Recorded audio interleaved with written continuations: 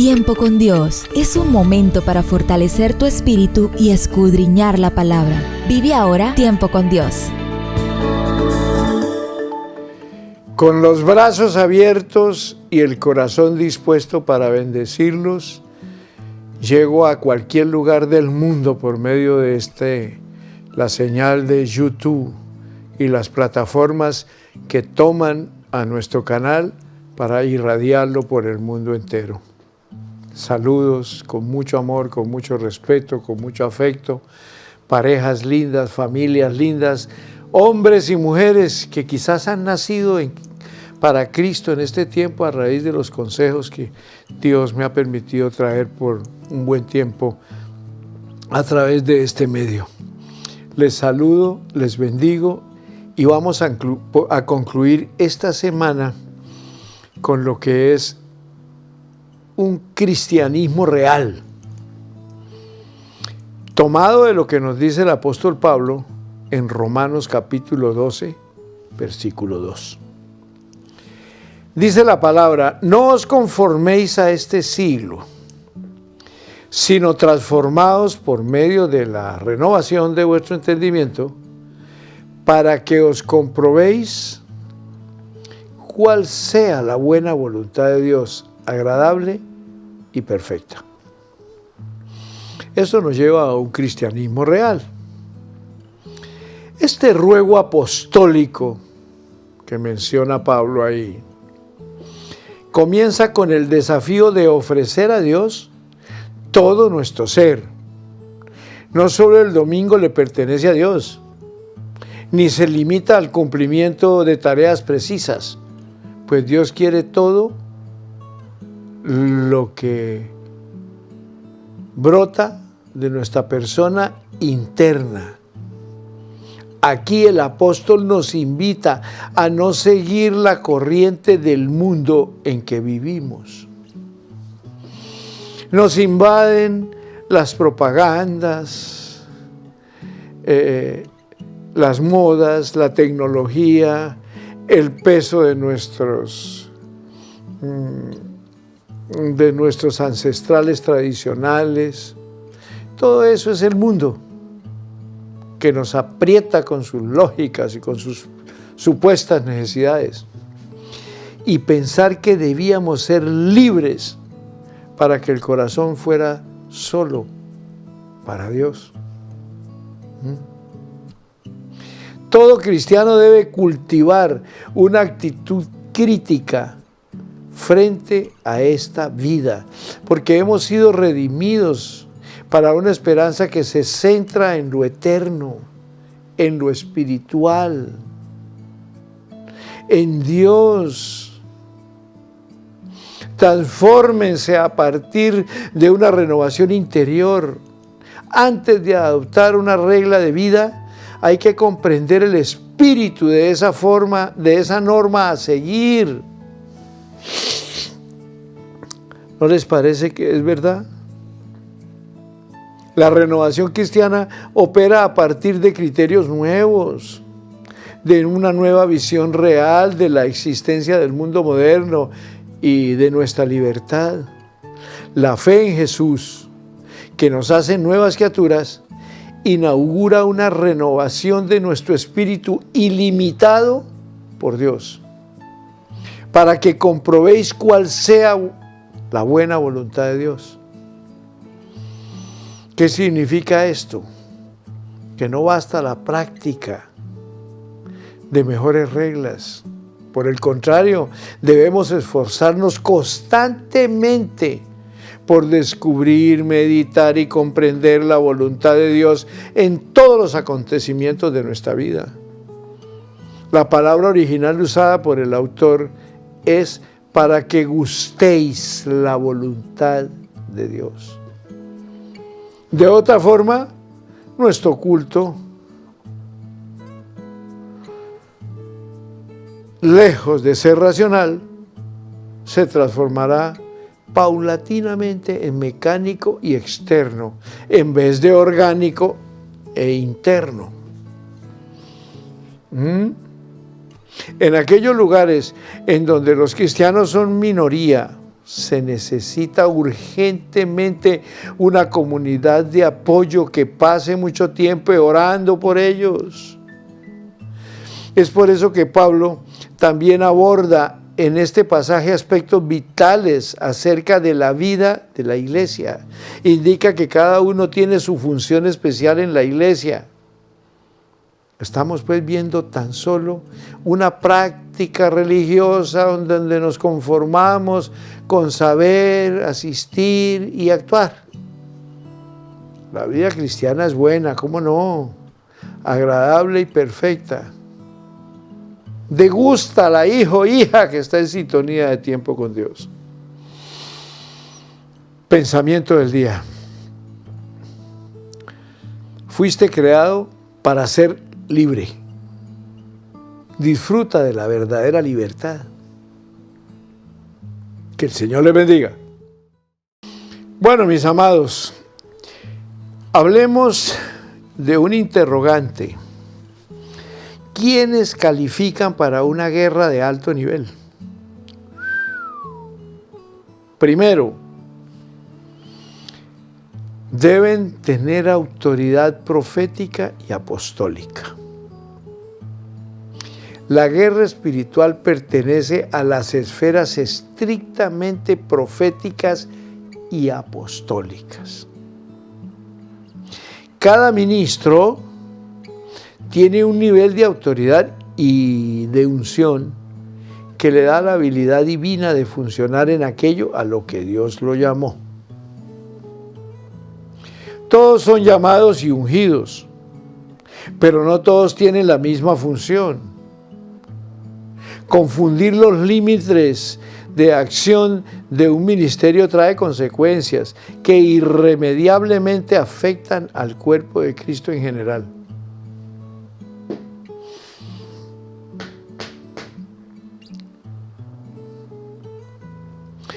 Por ejemplo, cuando un profeta es pastor de una iglesia, pero no tiene un ministerio pastoral, la iglesia recibirá palabra, por lo cual tajante, profunda y a veces de mucha confrontación.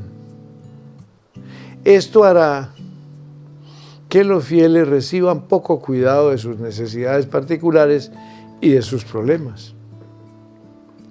Cuando un evangelista quiere fungir como pastor, por lo general habrá mucha motivación para evangelizar manifestaciones de poder, pero en muchos casos poca profundidad en la palabra.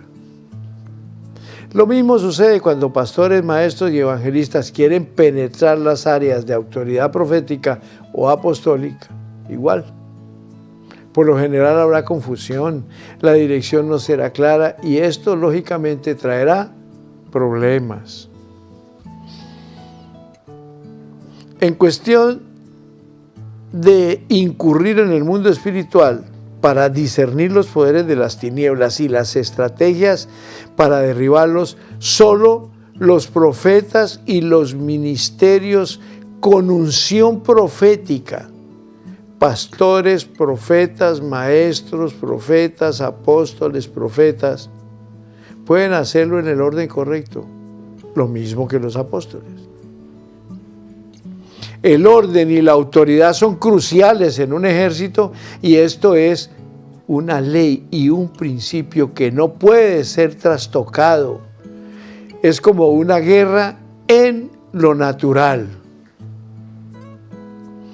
¿No sería terriblemente peligroso que un capitán de la Armada de los Estados Unidos se fuera por su propia cuenta a bombardear a Irak?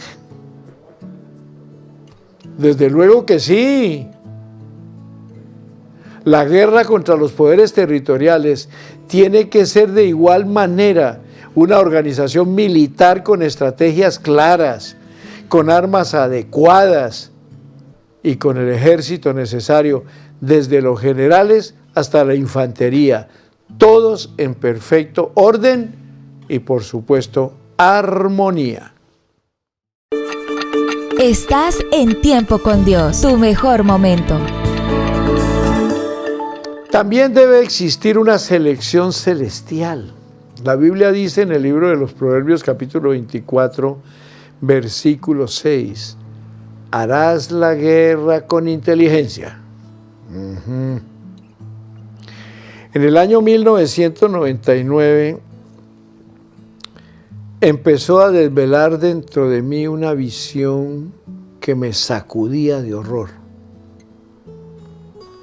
Veía la fuerza aplastante del imperio de tinieblas, cuyos ejércitos estaban organizados, sus generales coordinados y sus frentes de apoyo perfectamente distribuidos sobre la tierra. Todos peleaban por una misma causa. Sus principados y gobernantes estaban unidos, óigame, y perfectamente estructurados para llevar a cabo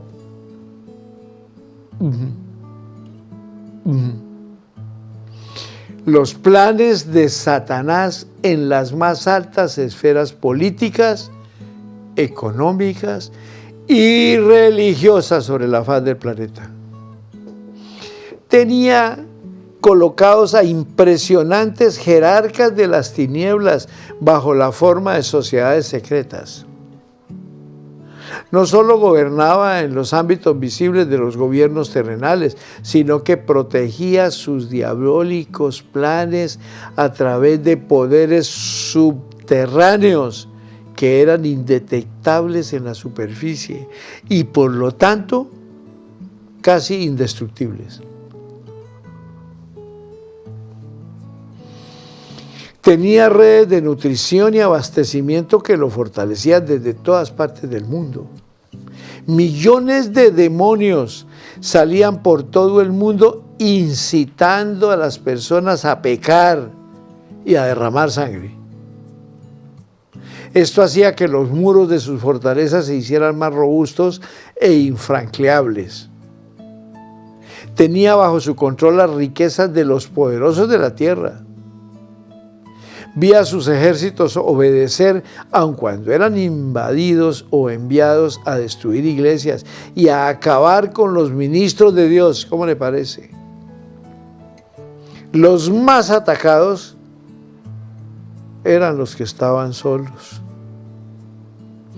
Los vi entrando a las iglesias y prácticamente no había oposición cuando eran enviados espíritus de soberbia, autosuficiencia, chisme, división, sexo, codicia y poder. Vi a la iglesia con pequeñas lucecitas dispersas en las naciones.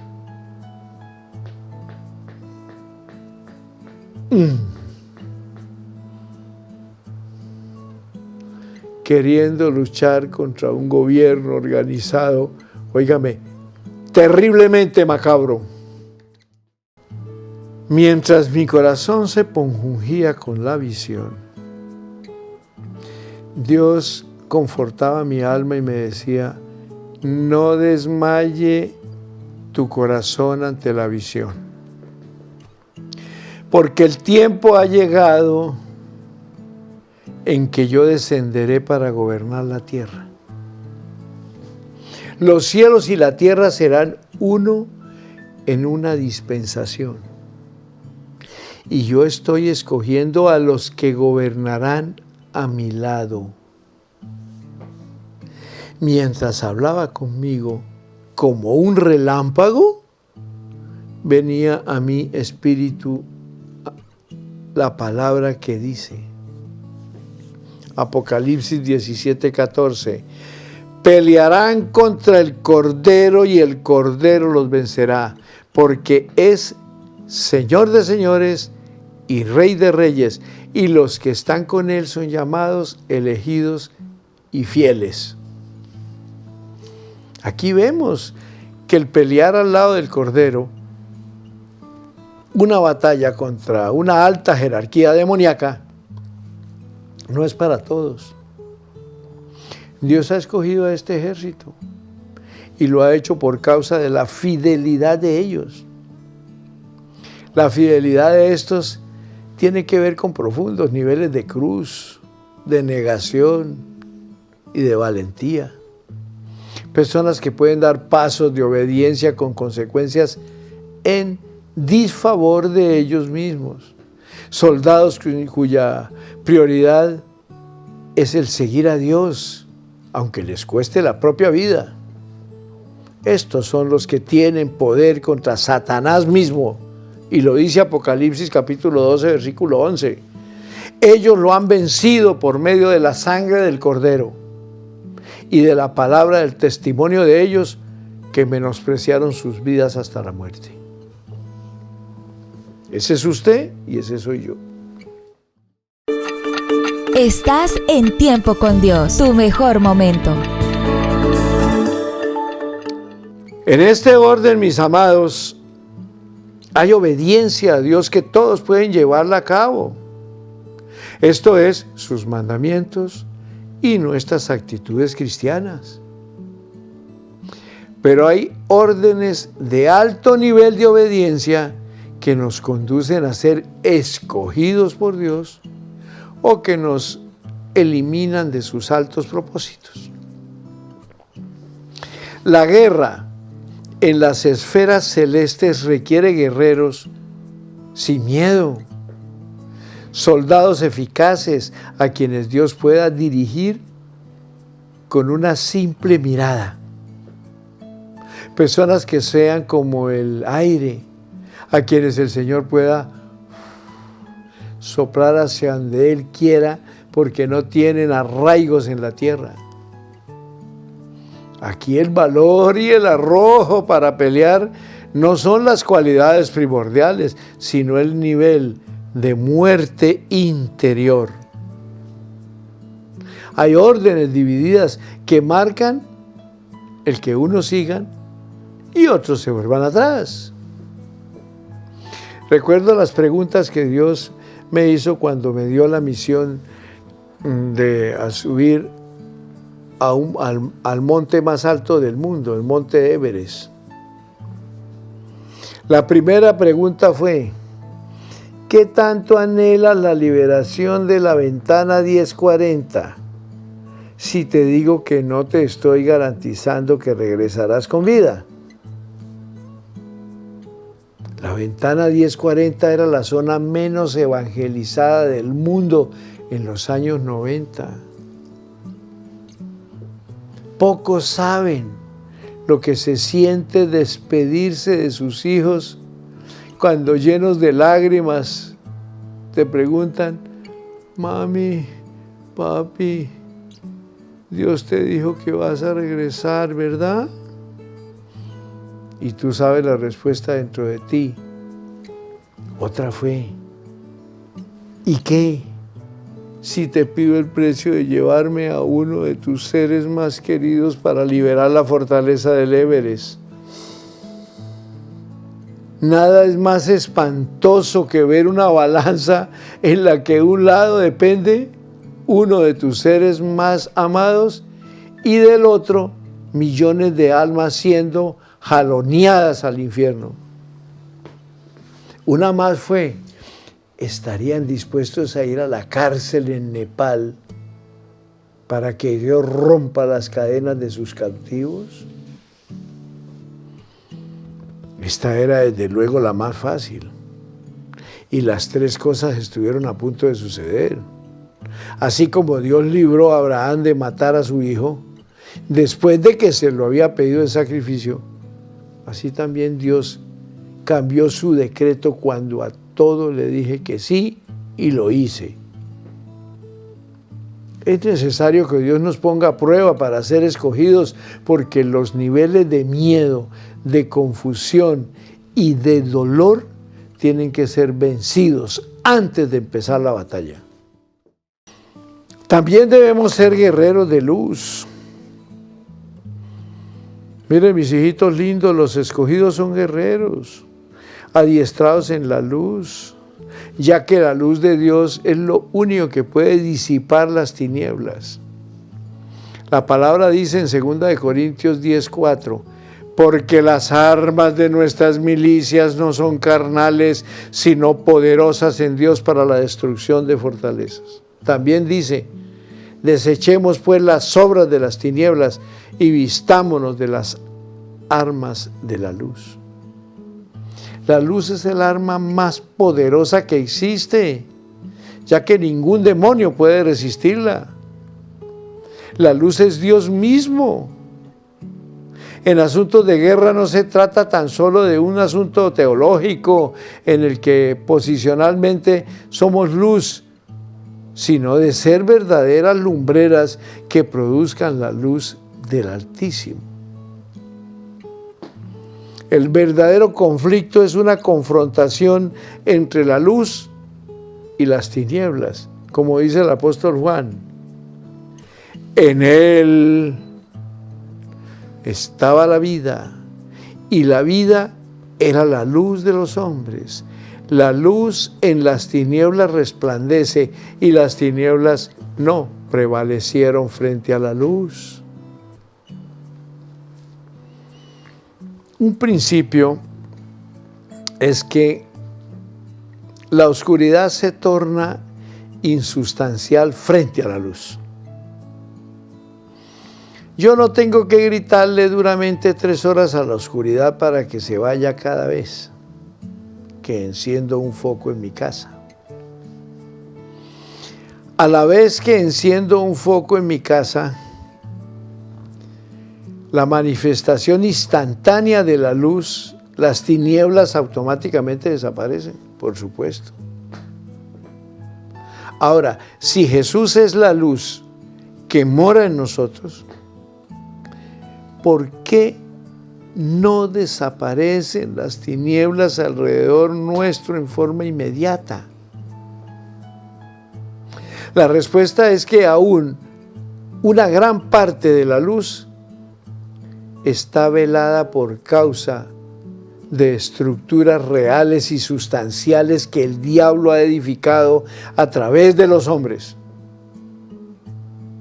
Estos velos de oscuridad producen el efecto de un foco que ha sido cubierto por una caparazón sólido alrededor de él. La luz existe, es real, mora en los creyentes, pero está velada por las fortalezas del mal. Una cosa va a ser entonces la presencia de la luz en la vida de los que han sido hechos hijos de Dios. Y otra cosa, su manifestación visible a través de la vida del creyente. Hay una importante diferencia entre la presencia de las virtudes divinas y su plena manifestación en nosotros. Una persona recién convertida tiene por la fe la presencia de todos los atributos y el poder de Dios. Sin embargo, no son manifiestos en forma inmediata. Es a través del rompimiento del ser interior y de entender los principios que producen la manifestación de la luz y del reino de Dios, que esto va a ser visible a los ojos de los demás. Estás en Tiempo con Dios, tu mejor momento. Ya para terminar de esta manera, mis amados, entendamos que la luz se produce en la cruz. Es en la muerte del Señor Jesús que es liberado el poder de Dios para vencer al diablo. Esta es la única arma con la cual Satanás sabe que no puede luchar en contra de ella. El reino de las tinieblas sabe perfectamente quiénes están clavados en la cruz y quiénes nada más hablan de la cruz. La luz tiene como función exponer todas las cosas y hacerlas visibles a los ojos de todos.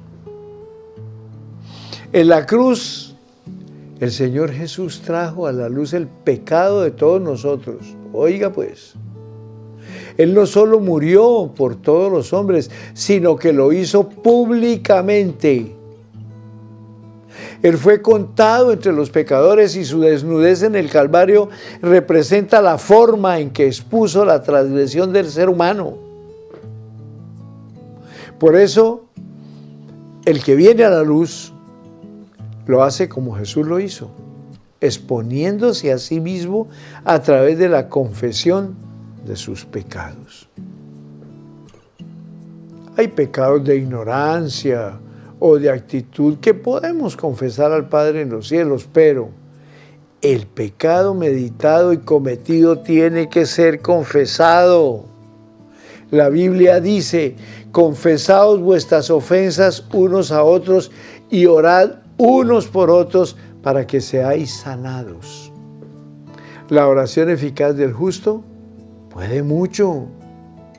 Santiago 5:16. La confesión del pecado es algo que prácticamente nadie hace en la iglesia de hoy. Sin embargo, es bíblico y nos conduce a profundos niveles de luz. La misma palabra confesar quiere decir expresar públicamente. Esta es la misma palabra que usamos cuando le decimos a alguien: porque con el corazón se cree para justicia, pero con la boca se confiesa para salvación. Romanos 10:10. Sabemos que esto no significa meterse al cuarto y decirle a Dios en lo secreto que Él es tu Salvador. Veamos lo que dice la Escritura, mire. Este es el mensaje que hemos oído de Él y os anunciamos: Dios es luz y no hay tinieblas en Él.